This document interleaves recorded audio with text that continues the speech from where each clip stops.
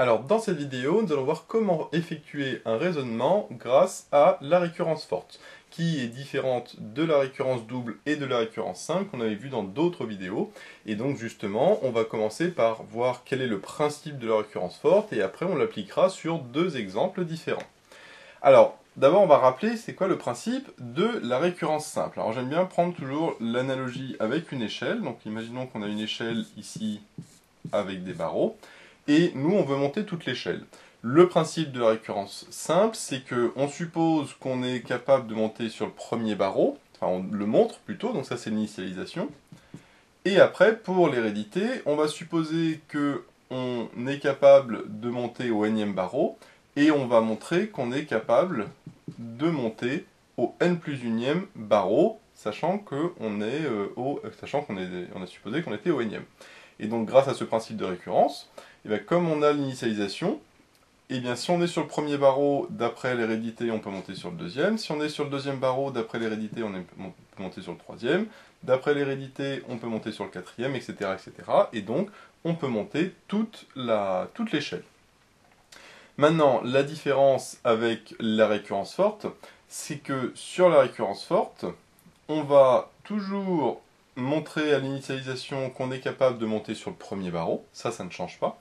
Par contre, dans l'hérédité, ce qu'il va falloir faire, c'est pas supposer qu'on est capable de monter sur le nème barreau, mais on va supposer qu'on est capable de monter sur tous les barreaux du premier jusqu'au nème. Et grâce à cette hypothèse, on sera capable de monter sur le n plus unième barreau. C'est-à-dire que quand on est capable de monter sur tous les barreaux jusqu'au nème, on peut aller au suivant.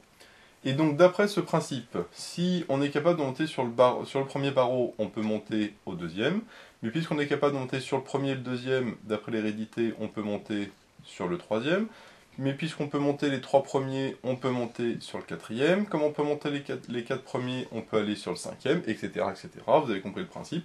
Et donc, on pourra, par ce principe, monter toute l'échelle. Donc ça, c'est le principe de la récurrence forte. Et donc ce qu'on voit, c'est que l'initialisation, c'est toujours la même.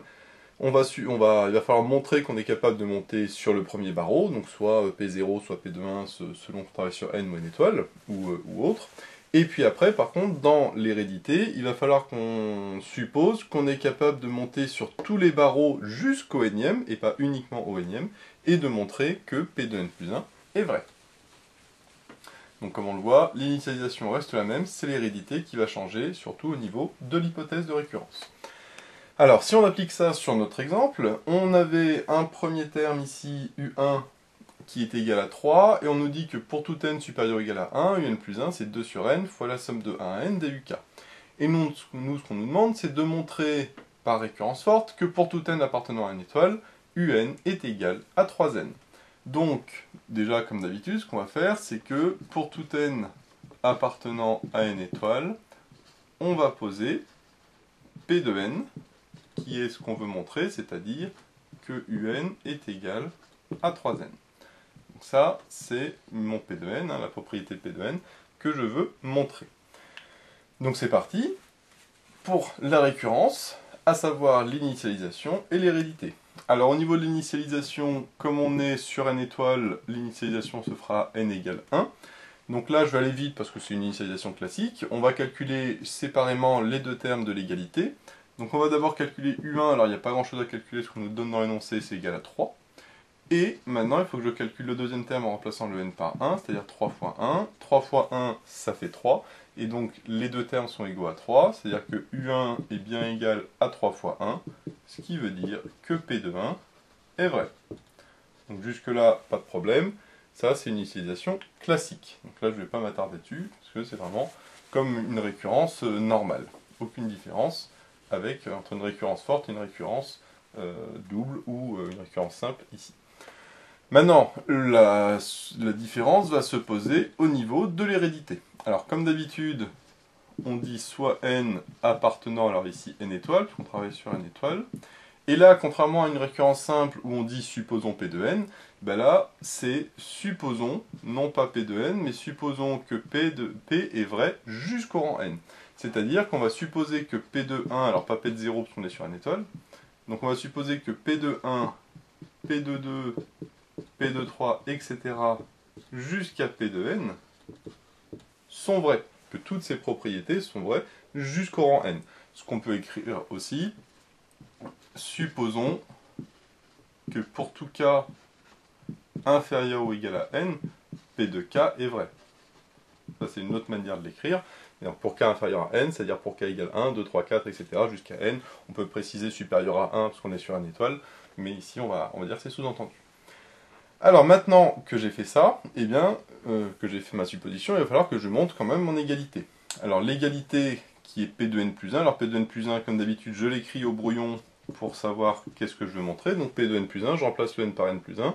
Si je remplace n par n plus 1, ça me donne un plus 1, et à droite, ça me donne 3 fois n plus 1. Donc moi, je veux montrer que un plus 1 est égal à 3 fois n plus 1. Pour ce faire, je vais partir de un plus 1 puisque c'est une égalité. Je vais écrire égal, égal, égal, égal, et à la fin, normalement, je devrais retomber sur mon 3 fois n plus 1. Alors, un plus 1, qu'est-ce que ça vaut? Par définition, un plus 1, ça vaut ça c'est donné dans l'énoncé, donc j'ai juste à le réécrire. J'ai un plus 1 fois la somme de k égale 1 à n, duk. Et là, maintenant, je vois que j'ai uk pour k compris entre 1 et n, et là j'ai le droit de le remplacer parce que j'ai supposé que P de 1, P de 2, etc. jusqu'à P de 3, jusqu'à P de n étaient vrais. Or, c'est quoi P de 1? P de 1, c'est que U1 est égal à 3 fois 1, P de 2, c'est U2 est égal à 3 fois 2, P de 3, c'est U3 est égal à 3 fois 3, etc., etc. Qui est exactement, correspond au terme UK que j'ai ici. Et c'est là qu'on voit l'intérêt de la récurrence forte par rapport à une récurrence simple, parce que la récurrence simple, normalement, j'aurais fait juste, supposons P de n vrai. P de n vrai, ça veut dire que UN est égal à 3n. Mais UN, c'est uniquement le dernier terme de cette somme, c'est pas tous les termes avant, U1, U2, U3, etc. C'est pour ça qu'ici, je suis obligé de faire une récurrence forte, parce que sinon, ici, ma somme, à part remplacer le dernier terme UN, je ne peux pas en faire grand-chose. Donc c'est pour ça qu'il faut supposer tous les P de K jusqu'à n égale K. Et donc, du coup, je vais pouvoir remplacer ici mon UK par 3K, parce que quand j'ai supposé que P de K était vrai, P de K, c'est UK est égal à K, à 3K, pour K compris entre 1 et n, donc c'est bon, j'ai bien le droit de remplacer. Et donc mon UK, je le remplace par 3K. Maintenant que j'ai remplacé par 3K, je vais pouvoir faire le calcul, donc je vais continuer ici. Alors là, ce que je vais faire, c'est que je peux sortir le 3, donc 2 fois 3, ça fait 6, donc ça me fait 6 sur n, et ça me donne finalement, si je le mets ici, 2 fois 3, et donc j'aurai la somme des k pour k allant de 1 à n, et la somme des k pour k allant de 1 à n, on sait que c'est n fois n plus 1 divisé par 2. Là, de manière évidente, je simplifie les n, 6 sur 2 ça fait 3, donc ça fait finalement 3 fois n plus 1. Et donc je viens de montrer que un plus 1 est égal à 3 fois n plus 1, et qui est exactement justement mon fameux P de n plus 1 que j'avais mis au brouillon, que je peux du coup maintenant effacer. Et donc ça montre bien que P de n plus 1 est vrai, ce qui montre l'hérédité. Parce que l'hérédité reste toujours la même, il faut toujours montrer que P de n plus 1 est vrai, par contre c'est nous la supposition que c'est différent, parce qu'il ne faut pas juste supposer que P de n est vrai, mais que P de n est vrai jusqu'à n, justement. Donc maintenant qu'on a fait l'hérédité, on va pouvoir faire la conclusion, que je vais écrire ici. Donc comme on voit au niveau du calcul, rien de particulier, si ce n'est qu'on utilise l'hypothèse de récurrence. Alors bien sûr, je ne l'ai pas précisé, mais au moment où j'ai remplacé le UK par 3K, j'aurais pu mettre bien évidemment d'après l'hypothèse de récurrence. Ça, on le mettra dans le deuxième exemple.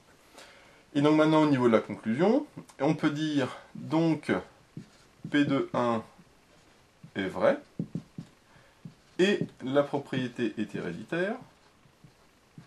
La propriété P de n est héréditaire. Alors bien sûr, sous la forme récurrence forte, est héréditaire. Et là, on peut mettre, donc d'après le principe de récurrence forte, d'après le principe de récurrence forte, eh bien, P de n est vrai pour tout n appartenant à une étoile. Puisque ici, j'ai initialisé à 1 et j'étais sur une étoile.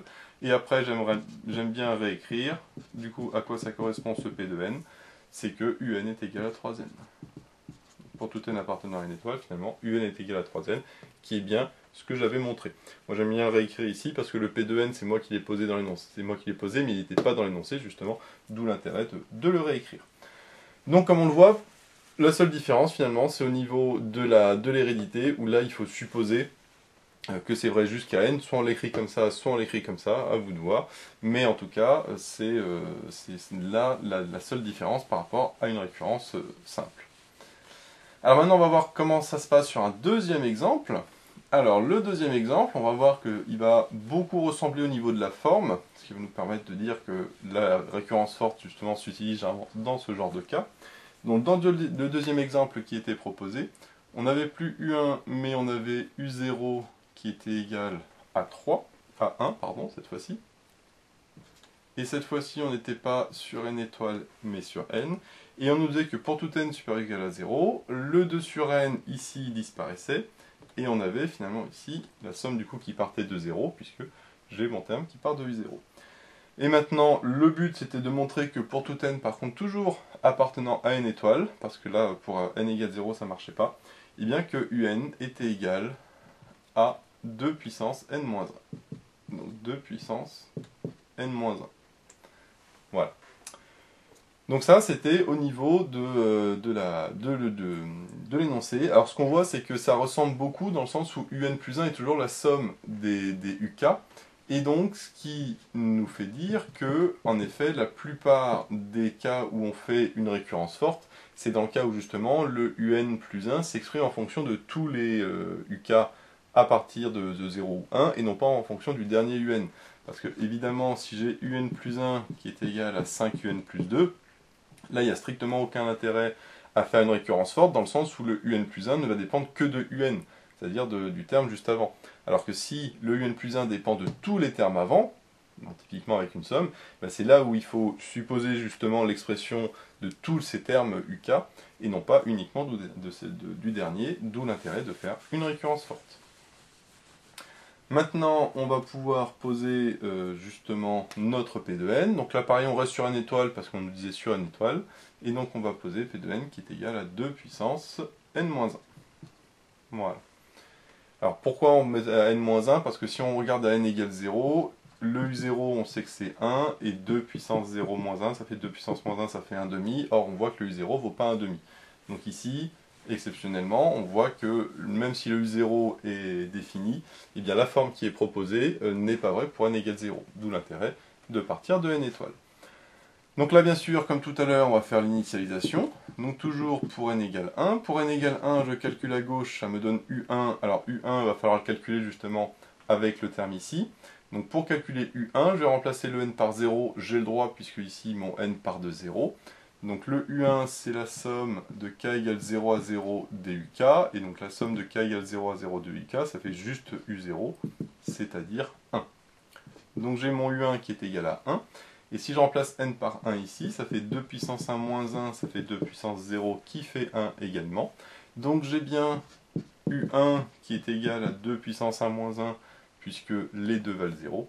J'en déduis donc que P de 1 est bien vrai. Là pareil, je vais rapidement, c'est juste du calcul, rien de particulier, aucune difficulté là-dessus. Maintenant, il va falloir que je fasse mon hérédité. Et donc pour ça, comme tout à l'heure, je vais supposer, avec un n qui appartient à n étoile, parce que ici je suis sur n étoile, donc soit n appartenant à n étoile, supposons, donc là je vais prendre l'autre formule avec le P de k, supposons que P de k est vrai pour tout k, on va mettre comme ça, pour tout k compris entre 1 et n, alors pas 0, parce que comme le n ici part de, enfin on est sur n étoile, pour le P de n, du coup je pars de 1. Donc ça veut dire que je suppose que P de 1 est vrai, P de 2 est vrai, P de 3 est vrai, etc. jusqu'à P de k, jusqu'à P de n, pardon. Maintenant, comme tout à l'heure, je vais écrire mon P de n plus 1 au brouillon pour savoir à quoi je veux arriver. Le n, si je remplace par n plus 1, ça me donne un plus 1. Et là, ça donne 2 puissance n plus 1 moins 1, ça donne 2 puissance n. Donc moi, il faut que je montre P de n plus 1, c'est-à-dire que je montre que un plus 1 est égal à 2 puissance n. Pour ce faire, je vais calculer un plus 1, puisque je connais son expression, et je vais remplacer ici avec l'expression de 2 puissance n. Alors, c'est là qu'on va avoir une petite particularité, parce que un plus 1, on sait par définition que ça vaut la somme de k égale 0 à n duk. Maintenant, est-ce que j'ai le droit de remplacer tous les uk par 2 puissance k-1? Eh bien non, puisque moi, j'ai supposé que pk était vrai, mais pour k compris entre 1 et n. Or, pour k compris entre 1 et n, alors c'est-à-dire P2, P2, etc. Or, c'est quoi U1? U1, c'est que... P2, pardon, c'est que U1 égale 2 puissance 1 moins 1, donc 2 puissance 0, que U2 égale 2 puissance 1, etc., etc. Et ce qu'on voit, c'est que je pars de U1, ici, après de U2, U3. Mais je vois que UK, avec le K ici, part de 0. Donc là, j'ai pas le droit de remplacer U0 par la formule ici, parce qu'on a vu justement que ça ne marchait pas. Donc il va falloir que je sorte d'abord mon terme U0 de ma somme. Comme ça, si je sors le terme U0 de ma somme, eh bien, je vais avoir ici la somme de K égale 1 à N duk. Et maintenant, comme ma somme part de 1, et que mon P de K est vrai pour K partant de 1, là, je vais pouvoir remplacer le 2 puissance K par ce que j'ai ici. Donc justement, ça me donne U0. Alors U0, on a vu que dans l'énoncé, c'est 1, donc je vais pouvoir le remplacer par 1. Et la somme duk, donc c'est la somme de K égale 1 à N duk qui vaut 2 puissance K-1. Et donc ça, c'est d'après l'hypothèse de récurrence. Je mets HDR pour hypothèse de récurrence pour aller un petit peu plus vite. Donc ça, c'est la petite particularité ici, hein, c'est que, comme j'ai supposé que c'est vrai uniquement à partir de 1, mais que ma somme part de 0, je suis obligé de sortir le terme. On va pouvoir continuer notre calcul ici. Donc un plus 1 égale, le 1, je le laisse. Là, que ce que j'ai 2 puissance k-1, 2 puissance k-1, je sais que je peux l'écrire 2 puissance k sur 2, ce qui me permet de sortir le 2 devant en mettant que c'est 1 demi. Alors une fois que j'ai 1 demi devant, je me retrouve avec la somme des 2 puissance k, et la somme des 2 puissance k, je sais que c'est la somme d'une suite géométrique, puisque 2 puissance k c'est une suite géométrique, de raison 2, et j'ai n termes, parce que je vais de 1 à n. Donc si j'applique la formule, ça me donne le premier terme devant le produit. Le premier terme c'est 2 puissance 1, donc ça fait 2. Donc là ici je mets 2. Fois 1 moins la raison puissance le nombre de termes, c'est-à-dire 2 puissance n, sur 1 moins la raison, c'est-à-dire 1 moins 2. Donc là je vais assez vite parce que pareil, hein, c'est juste la somme d'une suite géométrique, aucune difficulté. Moi j'ai sorti le 2 devant, bien sûr on aurait pu garder 2 puissance k-1 qui est aussi une suite géométrique, mais moi je préfère toujours avoir 2 puissance k plutôt que 2 puissance k-1 ou k plus 1, c'est toujours plus simple. Maintenant je vais pouvoir simplifier, 1,5 fois 2 ça fait 1, donc ça s'en va. 1 moins 2 ici ça fait moins 1, donc ça me donne 1 moins 2 puissance n divisé par moins 1, qui si je l'écris autrement, parce que là je divise par moins 1, ça revient multiplié par moins 1. Et si je multiplie par moins 1, le 1 devient moins 1, et le moins 2 puissance n devient plus 2 puissance n. 1 moins 1, ça fait 0, donc il reste uniquement 2 puissance n. J'ai donc un plus 1 qui est égal à 2 puissance n, qui est exactement le p de n plus 1 que j'avais marqué au brouillon, que je peux donc enlever puisque maintenant il correspond. Et donc ça veut dire que mon p de n plus 1 est vrai. Voilà, donc ça conclut l'hérédité. Après, la conclusion, c'est la même que tout à l'heure, donc je ne vais pas la refaire, parce que ça n'a pas d'intérêt ici, parce que c'est exactement la même rédaction. D'accord, on est toujours sur une étoile, hein, donc strictement rien ne change. Ici, l'intérêt de ce deuxième exemple, c'était de voir que, attention, on suppose que le P de K est vrai, non pas à partir du premier terme de la suite, mais à partir du premier terme où on suppose, on a fait notre initialisation. Or, l'initialisation, on l'a faite à n égale 1, donc forcément, ça veut dire que ma supposition, elle est vraie à partir de ce rang, donc à partir du rang 1. Et donc, si jamais j'ai ici mon UK, mais qui part de 0, eh ben, je suis obligé de le sortir d'abord de la somme. Donc ça, c'était la petite particularité, parce qu'on a vu que le U0 ne vérifiait pas cette équation. Donc si je l'avais fait, ben, j'aurais trouvé un résultat qui n'était pas du tout celui que je souhaite. Donc voilà pour les récurrences fortes, et puis pour les récurrences doubles, notamment, on verra ça dans d'autres vidéos, en même temps que les récurrences simples. Donc voilà, j'espère que cette vidéo vous sera utile, n'hésitez pas à vous abonner pour être au courant des nouvelles vidéos qui sortiront. J'ai mis le lien dans la description vers l'énoncé de l'exercice, ainsi que vers d'autres exercices sur les récurrences.